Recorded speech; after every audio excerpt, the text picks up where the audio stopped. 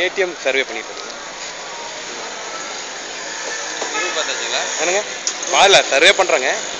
okay எல்லாம் government காலில் அனுப்பிச்சிட்டு அதெல்லாம் இடம் எப்படி இருக்குங்க சர்வே பண்ணுறதுக்கு நாங்கள் எவ்வளோ ரத்து இருக்குது அதெல்லாம் நாங்கள் போட்டு என்ன முடிவு இல்லைங்க ஏதோ பேங்க் கொடுப்போம்